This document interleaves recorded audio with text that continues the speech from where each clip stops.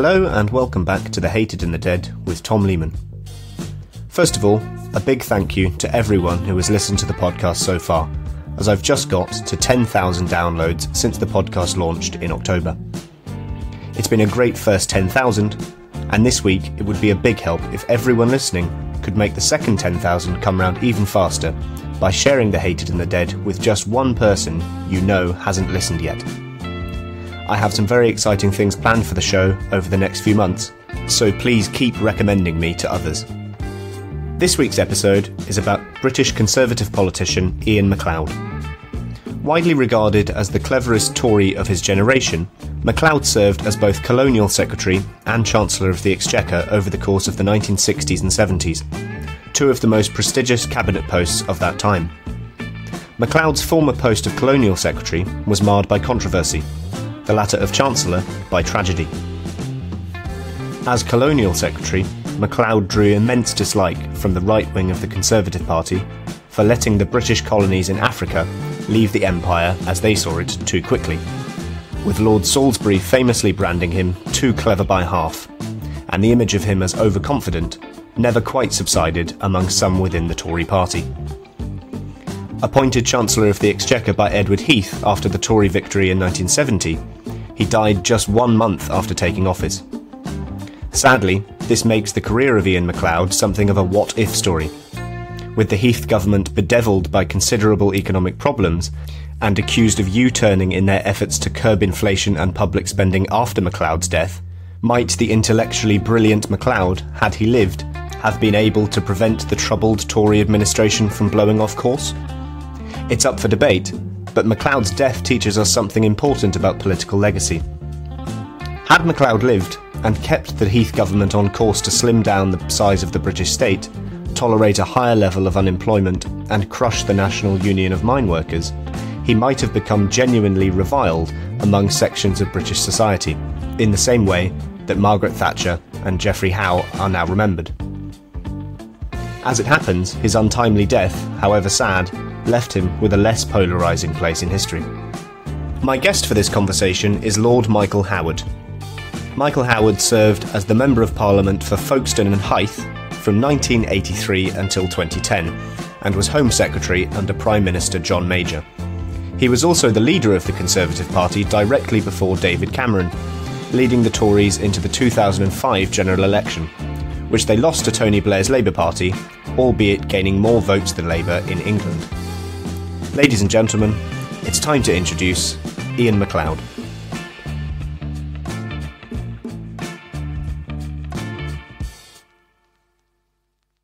Hi Michael, how are you? I'm not bad. How are you, Tom? I'm fine, thanks, yeah. It's good to see you. It's good to have you on here. Thank you very much for agreeing to do this. We're discussing Iain Macleod today, Michael. I think in terms of the pantheon of Tory big hitters, he's perhaps not quite as well known or well remembered today as other politicians of equal or perhaps inferior intellect. Why do you think Macleod's career now is worthy of reflection? Well, partly because of what you've just said, because I don't think he quite has that place in the pantheon that he deserves. As you know, and has been recorded more than once, I was at Cambridge with a group of people who, many of whom became members of Parliament, served as ministers, and indeed a number of whom served as cabinet ministers, known as the Cambridge Mafia. And Iain Macleod was our hero. I think I can speak for all of us. Iain Macleod then, and I'm talking about, I was at Cambridge 1959 to 1963, Iain Macleod was the one we looked up to. He was our inspiration. And I think we were justified in regarding him as someone we could look up to, as someone who did inspire us, and as someone who we thought would ultimately become leader of the party. Thank you. Macleod was born in 1913 in Yorkshire, in Skipton, but both of his parents were Scottish. They were from the Outer Hebrides. and he was educated at Fetters College in Edinburgh, as was Tony Blair much later. One of the quite interesting things about Macleod is that he had a thriving career before he entered politics, and that was as a bridge player. Yes. He was one of the best bridge players in the world as a young man. This might be too much of a link to draw, but do you think there's anything about card playing, or do you think that there was anything about his card playing that gave him an edge in politics later on? Because it's not an obvious career transition for somebody to take. Now, I'm not sure about that. Many people regard him as the father of modern bridge, of the modern way of playing bridge. And he was undoubtedly a tremendous expert at bridge. As a very inept amateur bridge player, I'm lost in admiration for him for that alone. But I think it'd be probably a bit of a stretch to suggest that gave him a political edge. I may be guilty of amnesia, but I can't remember many other leading politicians having a real skill at cards, and I'm not sure it's what one would regard as normally as one of the essential prerequisites for a political career. Indeed, I think probably the interesting thing about his younger life as well as his card playing, is that he didn't show a great deal of prowess at school. I think when he was at Cambridge, as you yourself were a number of decades later, he was known for being quite a lazy student, I think, when he was at Cambridge. Yes, we shouldn't overlook the fact that he had a distinguished career in the war. He had a distinguished war career, which no doubt he combined with playing bridge. Yes, I did read that he got into quite a violent fight with an officer of his after the officer refused to play cards with him. Well, there you go. But I think he was injured in the war. I think he was injured in the war, wasn't he? Yes, he was, and he was often in a lot of pain subsequently. During, I think, the whole of his political career, he was in pain. And I think that was a consequence of the injury that he sustained during the war. If we go into his political career a bit more closely then, Michael, he originally ran for Parliament in 1945 during the Labour landslide of that year. He ran for the Outer Hebrides. I think he said later that only him and his father actually voted for the Conservative candidate in that election. It's not I don't think it's ever returned a Conservative MP, the Outer Hebrides, perhaps unsurprisingly. He did become an MP, though, in 1950, and he had a remarkable rise in the 1950s. Tory party. The Conservatives obviously returned to power in 1951. How did he get his big break in politics? Well, his big break occurred when he took on Aneurin Bevan in a debate on health. And Aneurin Bevan, who in many ways is regarded as the father of the National Health Service, was a very considerable debater, was one of the titans of the Labour Party at the time. And Macleod was a relatively new MP, and he got up to speak after Bevan had spoken and took him on and made what was generally regarded as a terrific speech. And Churchill happened to be there. Churchill was still leader of the Conservative Party at the time. Churchill, and was Prime Minister, of course, and Churchill happened to be there and said, "Who is that young man?" And that led, I think, to his rapid promotion. Indeed, and he served in a number of different positions under the Conservative Prime Ministers of the 1950s. He served as Minister for Labour for 4 years under Anthony Eden and Harold Macmillan. And in 1959, he was moved to the Colonies Office, the Colonies Department, for, I think, what is one of the most significant ministerial spells of any minister in post-war history, because of the broader expectation that Britain was on the verge of decolonising. What was MacLeod's attitude, do you think, towards the empire when he set foot in the colony's office for the first time in 1959? Do you think he saw the end of empire as being an inevitability everywhere, or was it more of a mixed picture? Do you think he just saw that the empire might downsize rather than cease to exist entirely? Well, I thought he recognised that these were countries that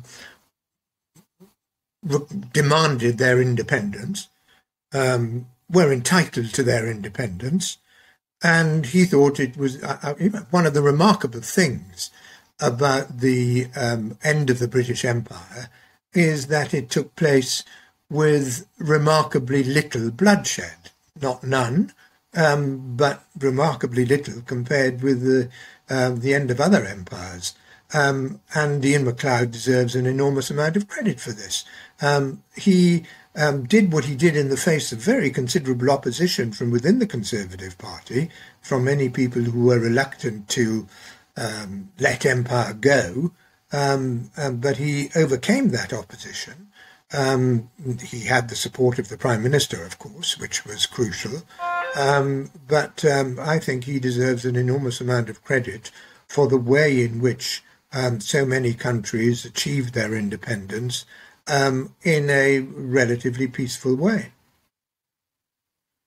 And what do you think it was about MacLeod's approach towards decolonisation that resulted in that relative lack of bloodshed, especially in Africa? I'm thinking of countries like Tanzania and the Rhodesias.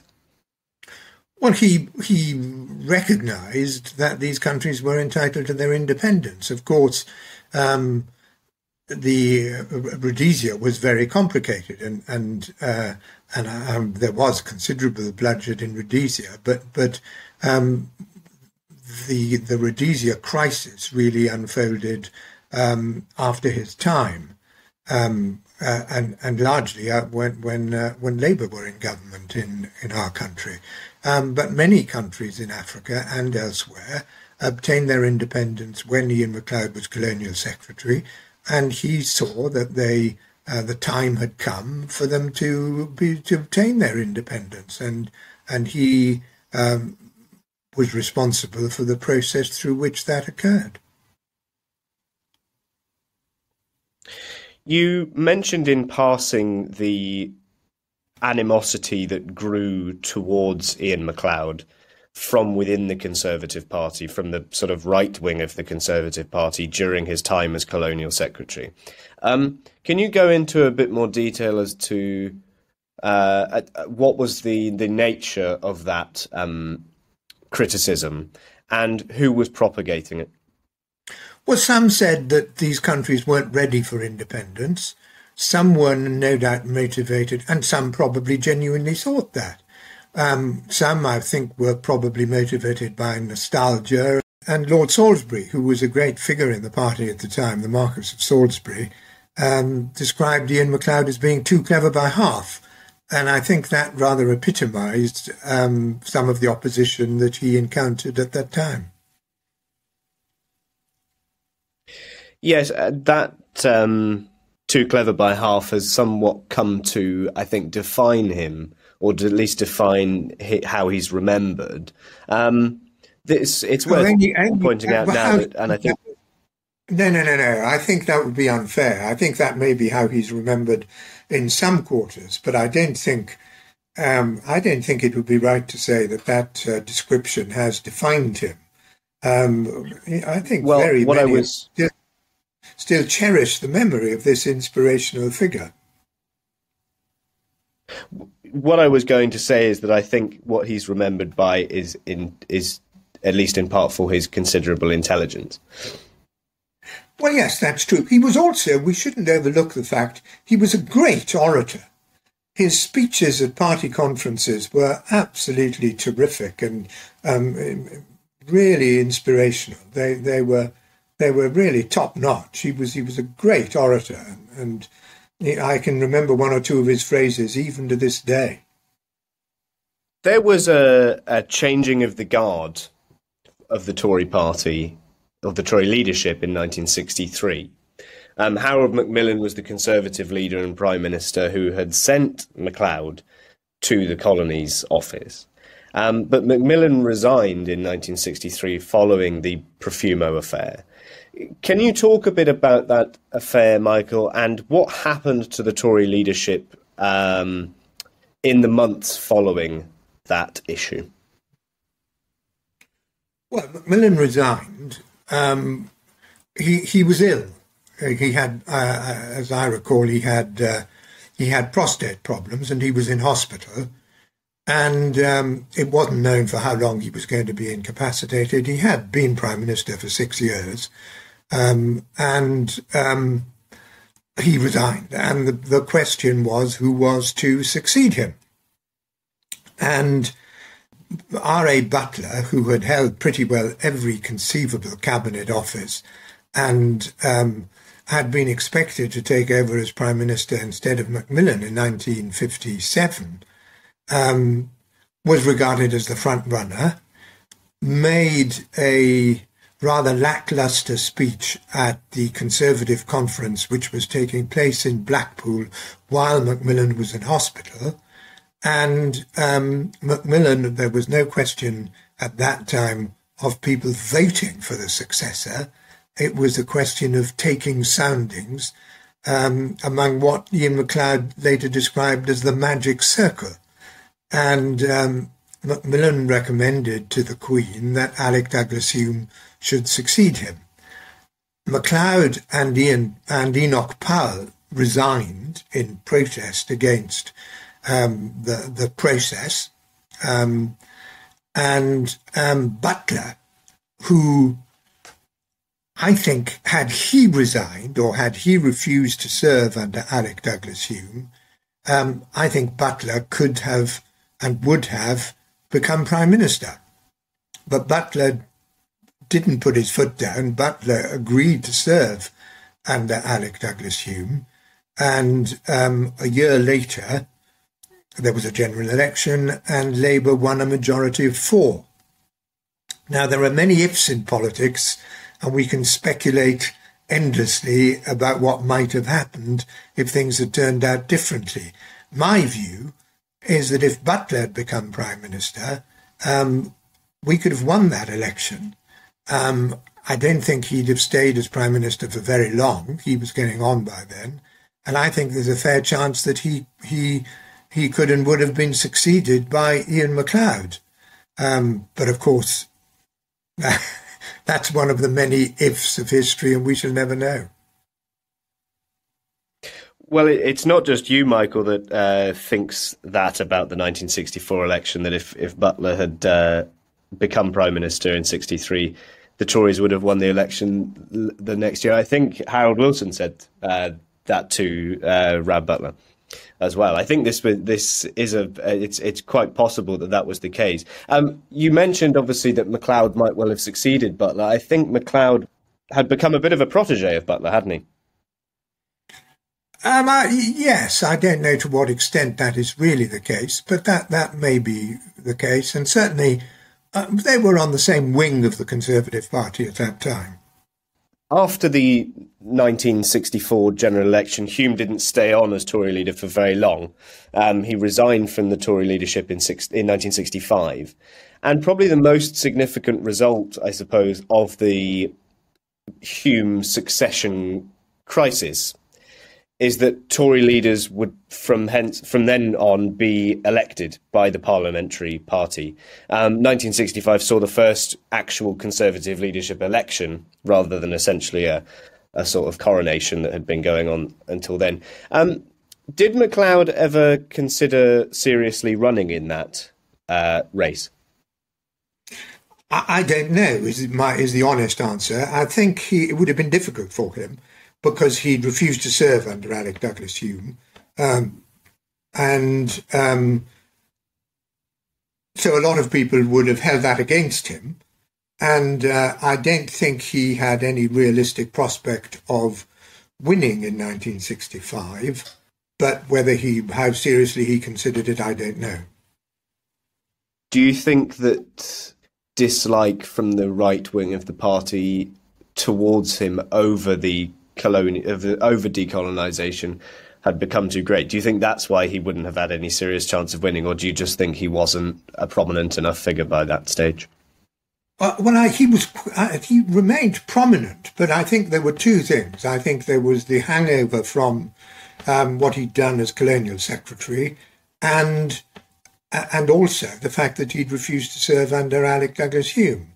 There was a lot of affection for Alec Douglas-Home, and many people thought he did a pretty good job, although he didn't win in 1964. And so the fact that Macleod had refused to serve under him was another black mark, if you like, in the eyes of many Conservative members of Parliament. Obviously, Iain Macleod didn't run for the Tory leadership in 1965. Ted Heath won that inaugural contest against Reginald Maudling and Enoch Powell. Heath, I think, is remembered, although being undoubtedly quite a talented politician, he's remembered as being quite a stiff and brusque character. I'm trying my best not to describe him as rude, but I've seen quite a lot of instances of him being quite rude to people. Given the presence of Harold Wilson, who was quite an impressive, quick-witted Labour leader, do you think Macleod might have been a better Tory leader than Heath for the 1960s? I do. I do. And not only do I think that he would have been a better leader than Heath, I think that the greatest tragedy, a tragedy obviously for many reasons, not least for his family, but the greater tragedy was that he died when he did in 1970. He'd just been appointed Chancellor of the Exchequer. I think he served for, what was it, a month or so, when he died. And I firmly believe that had he lived, the whole history of the 1970s would have been different, because I think he would have stopped Heath from making many of the mistakes that he made when he was Prime Minister, when Heath was Prime Minister. If we just take a couple of steps back there, Macleod became, as you said, Heath's Shadow Chancellor in 1965. He was obviously given the task of shadowing James Callaghan and then Roy Jenkins in that role. What do you think Macleod's economic philosophy was by that stage? And do you think that it, where would you place it within the kind of ideological spectrum of the Tory party of that time? Well, he was a one nation Tory, but he believed in fairly traditional Tory economics. He believed in low taxes insofar as that was consistent with the achievement of other objectives, relatively less intervention in the market economy, again, insofar as that was consistent with other objectives. So I think he was a one-nation Tory, but a fairly traditional Tory in terms of economic policy. And I think he performed pretty well as Shadow Chancellor. But the real question is what would have happened had he lived and been able to be Chancellor of the Exchequer for years rather than a month. Yes, indeed, and I think that this is the, as you said, the what if. It's also a very sad part of the story. He was only 57 when he died. He'd served as Chancellor of the Exchequer for a month. The Tories were elected in June 70, and he died on the 20th of July 1970. Do you know? You mentioned earlier that he'd had various health problems during the 1950s and 60s, partly because of the war injury that he'd sustained. Was he, do you know, or was it known that he was particularly ill during the election campaign of that year? No, certainly not known to me, but I was, I was a candidate at that election, but not a successful one. I was chairman of the Bow Group, so I was in touch with a lot of people in high office at that time, I certainly never had any inkling of it. I remember very clearly the moment when I heard that he died, and it came as a great shock to me. If we go into the context of that particular point in British economic history, what do you think was the major challenge that was facing Macleod in the Treasury when he came in? Well, of course, I'm not sure that the challenges, the major challenges which eventually did for the Heath government were very apparent at that time. I mean, what we had the Yom Kippur War, which was significantly later, which led to a sharp increase in oil prices, echoes of today, perhaps, and we ended up with a 3-day week. We had the challenges from the National Union of Mine Workers, and the way in which Heath dealt with that. All those things, which were the major challenges facing the Heath government, came about later. So I'm not sure that Macleod would have had them very clearly in his mind in his month in office in 1970. I think that the thing that has defined Heath's government in the memory of many people is this idea of U-turns. Yes. U-turns within economic policy. He set out as somebody who, as you said, was attempting to reduce the role of the state, reduce restrictive practices within industry. And admittedly, there were some very difficult economic challenges, you've mentioned some of them. But Heath didn't really help himself in the sense that he U-turned a lot on economic policy. There was a sense that he set out on one path and then go down another, or sort of revert, or there was a retrenchment towards policies that had been implemented by the Labour government of the 1960s.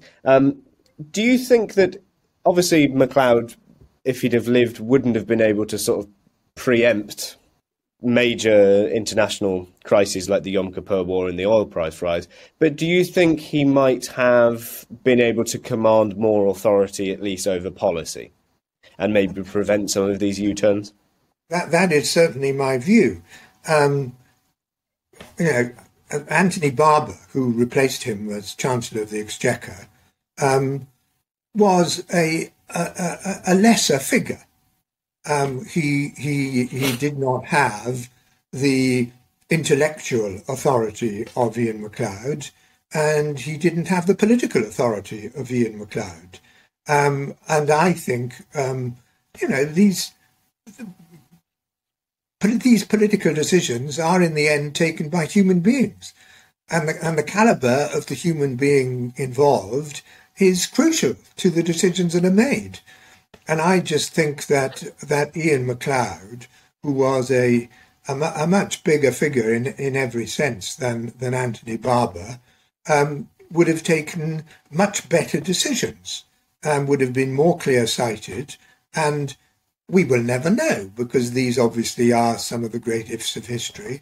But I believe that he would have avoided many of the mistakes which were made in economic policy under that Heath government. I think something that I've read about Heath's own personal political philosophy is that ultimately, when in 1972, after the miners' strike, after he was seen to have essentially lost face with the NUM, he was obviously very angry about that, but he also, I think, recognised that to really take the miners on after 1972 would have a hugely polarising effect on the country, and ultimately he didn't really have the kind of grit to do that. He was believed essentially in the politics and economics of the post-war settlement. He didn't want to divide the country. Do you think that Macleod shared that economic and political philosophy, a kind of essentially a fairly mushy centrism? That's to say, do you think actually, although he was a very politically skilled man and a very clever man, actually he might well have ended up following Ted Heath's U-turns just for the sake of actually he didn't want to create this extremely febrile political atmosphere within the country by essentially going to war against the NUM. Well, first of all, I think he was quite tough-minded. So I think had that been necessary, I don't think he would have shirked from it. However, I think more importantly, I think he had the skills that might have enabled, we will never know, but that might have enabled that government to avoid that stark choice between, in effect, it was a choice between confrontation and political surrender. Perhaps that's putting it a bit too dramatically, but, that was the kind of choice it was. Now, one of the arts of politics is to try to think ahead so that you take steps which avoid getting into a situation in which you have to choose between those two extreme courses of action. And I think he had the skill and the intellectual caliber to have enabled that government to have plotted a different course. Now, the challenges were very significant. Of course they were. And it's easy to see why the mistakes that were made. And we will never know, as I keep saying. But I think there's a reasonable chance that he had the political skills and the intellectual caliber to have thought ahead and negotiated a course which might have avoided a choice between those two extreme courses of action. It certainly seems as if the Heath government lost a real kind of intellectual fulcrum when Macleod died, and I think it was leadership that Anthony Barber, his successor as Chancellor of the Exchequer, as you said, perhaps couldn't give. Do you know, I found quite a funny quote from Harold Wilson after when I was researching this. Do you know what Harold Wilson said when he heard that Ted Heath had appointed Anthony Barber to the Treasury? No, I don't. He said it finally demonstrated that Edward Heath had a sense of humour, which I think probably suggests what the public mood was about Anthony Barber compared to Macleod. Something that's fairly clear, Michael, when you study this period of Tory history is that it was very broad church. It was ideologically quite diverse. You had people ranging from kind of right-wing libertarians like Enoch Powell to One Nation conservatives like Iain Macleod to people who, in modern day terms, you might actually place on the centre-left of politics like Edward Heath. But the party kind of held together, and it was quite accepting of different viewpoints. If you compare that Tory party to the Tory party of today, the party now, I think, is probably less accepting of differing opinions, especially on the European issue. In 2019, Boris Johnson suspended some very capable middle-of-the-road Tories, Rory Stewart, David Gauke, Dominic Grieve, Churchill's grandson, Nicholas Soames, all over the Brexit issue. And they've got some, I think, frankly, pretty mediocre replacements for them. Do you worry that the Tory party is becoming less accepting of alternative viewpoints, especially post-Brexit? No, it's a short answer. I don't. I think the Conservative Party remains a broad church. I think there was a very specific issue over Brexit at that election. Boris Johnson was saying to the country, vote for me and I will get Brexit done. Now, in the previous parliament, the parliament leading up to that election in 2019, there was a significant block of Conservative members of parliament who had taken a stance which, had they continued to be there after the election of 2019, might have prevented him from getting Brexit done. as it happened, he got a majority of 80 and he could probably have overcome their opposition. But nobody knew in advance that he was going to get a majority of 80. So he had to take action in respect of those particular individuals. He had to, because otherwise he would not have been able to convince people that he would have been able to get Brexit done. I mean, in many ways, it was very sad. Some of the people who suffered under that decision were friends of mine and remain friends of mine. But I think it was something Boris Johnson had to do if he was to credibly make the pledge that if he was elected as Prime Minister, he would get Brexit done. So that was, I think, a very, very specific set of circumstances, very unlikely to happen again. And if you look at the current Parliamentary Conservative Party, I think it is a broad church, and I think it does contain people with many different viewpoints. Our two-party system, essentially two-party system, depends on the fact that both major parties are broad churches. You find a very wide range of views in the Parliamentary Labour Party, and you find a very wide range of views in the Parliamentary Conservative Party. So I think that remains the case.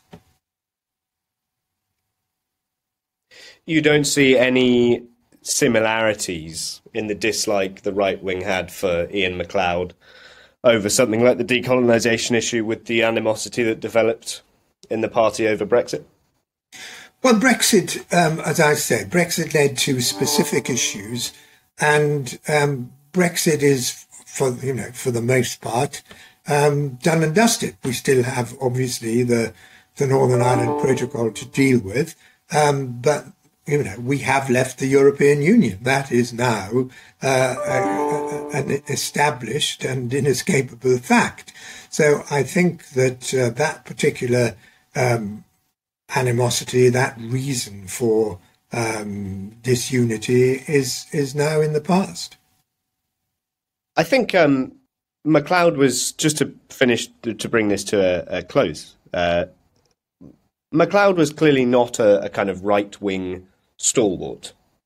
When you consider some of the people that were in the Conservative Party with him at the time, the Powells, the Lord Salisburys, could he ever have been in another party, do you think? No, I don't think so at all. I think he sits fairly and squarely within the Tory tradition.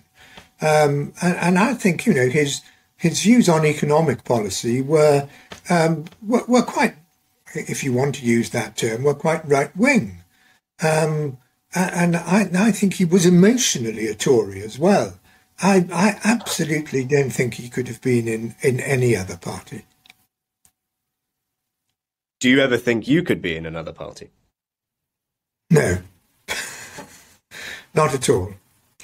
No, I'm a conservative, and I should die a conservative. I've absolutely no doubt.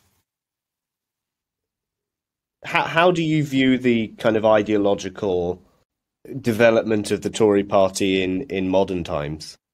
Post-COVID, it's obviously been in a fairly tax and spend attitude in many ways, which is anathema to what it often is thought to believe as its kind of ideological core. Do you think you're going to see a kind of retrenchment to a more small state, maybe Cameron, Osborne era of austerity? What do you think the future of the Tory party looks like? The great thing about the Conservative Party, and the reason why it is the oldest and most successful political party in the Western world, is its pragmatism and its adaptability. The challenges facing our country today are very different from the challenges facing Margaret Thatcher in the 1980s, and they require a different prescription, a different response. And I think that what the government is doing at the moment in terms of tax and spend, and you're quite right to describe it as such, it is at the moment a relatively big government. It needs to be because of the challenges the country faces in terms of COVID, the dangers of recession, and so on. Now, it's difficult to see what the future will hold. I would like to think that we will overcome these challenges and once again be able to adopt a policy prescription, as in fact we're doing at the moment, which is to have taxes as low as is reasonably consistent with the achievement of other objectives, and a size of the state which is as small as is consistent with the achievement of other objectives. But the achievement of those other objectives is extremely important, and that's what the government has got to put its mind to at this stage. Michael, thank you very much. That's been a great talk. Thank you. Whilst you're here, is there anything that you'd like to promote? Any books? Any newspaper columns? Anything you'd like to direct people towards? I don't do any of that. My wife's got a book coming out, but that may appeal to a rather different audience. You're very welcome to promote it if you like. Well, she's got a book called Love at War coming out at the end of July, and it's a wartime romance based on a true story, which I warmly recommend to everyone. Michael, thank you very much. Not at all. Thank you for listening to The Hated and the Dead. If you've enjoyed this podcast, follow it on Spotify and Apple Podcasts, and, for good measure, leave us a review. You can also follow The Hated and the Dead on Twitter, Instagram and Facebook, so you never miss new content.